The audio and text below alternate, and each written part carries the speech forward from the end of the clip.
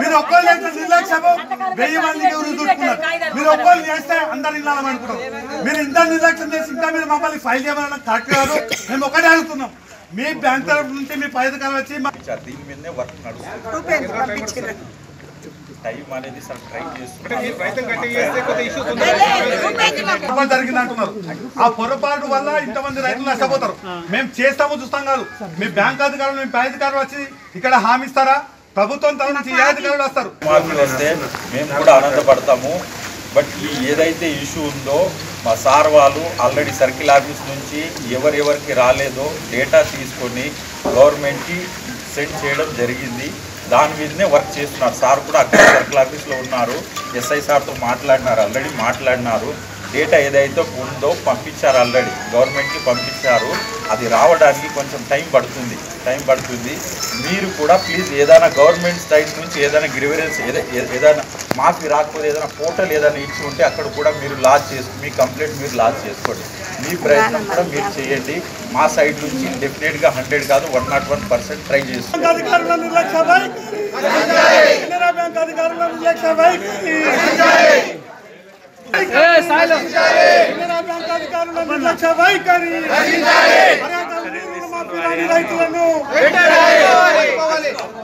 అర్హత ఉండి రుణమాఫీ రాని రైతులను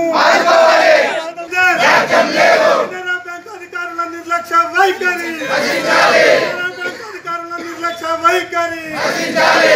అర్హత ఉండి రుణమాఫీ రాని రైతులను వెంటనే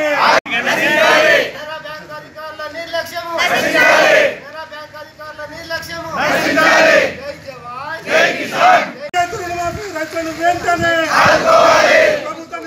బ్యాంక్ అధికారుల నిర్లక్ష్య వైఖరి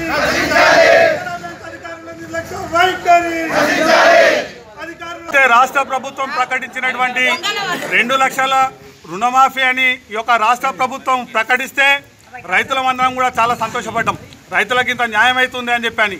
ఏదైతే ఈ యొక్క రెంజల్ బ్యాంక్లో ఉన్నటువంటి కెనరా బ్యాంక్ అధికారుల నిర్లక్ష్యం వల్ల సుమారు 500 పైచీలుకే మండలం మొత్తంలో తీసుకుంటే సుమారు 1000 మందికి దాకా కూడా కావచ్చని అంచనా వినిపిస్తున్నది. ఈ యొక్క అధికారులు ఏదైతే రుణమాఫీకి అర్హులైనటువంటి రైతుల యొక్క లిస్టు పంపించడం వల్ల నిర్లక్ష్యం చేసేది. ఈ బ్యాంక్ అధికారుల నిర్లక్ష్యం వల్ల సుమారు చాలామంది రైతులు నష్టపోయినాం. 15 రోజుల రుణమాఫీ ప్రకటించిన తర్వాత కూడా బ్యాంక్ అధికారుల చుట్టూ తిరిగితే అగ్రికల్చర్ ఆఫీసర్ పోతే ఎంఆర్ఓ ఆఫీస్ అంటే బ్యాంకు కంటే ఇదే విధంగా చెప్పులు అరగేటట్లు తిరిపిస్తున్నారు. కానీ ఎందుకు రుణమాఫీకి మేము అర్హతగా చెప్పమంటే చెప్తలేరు.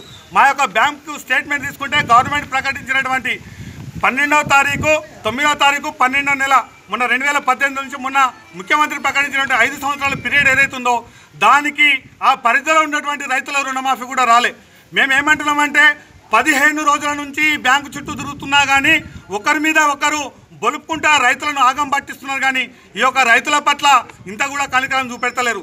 మేము ఒకటే చెప్తున్నాం, మా రెంజల్ గ్రామం బ్యాంకు పరిధిలో ఉన్న రైతులకు న్యాయం జరిగే వరకు ఈ యొక్క బ్యాంకు ముందు నుంచి కదిలేది లేదు.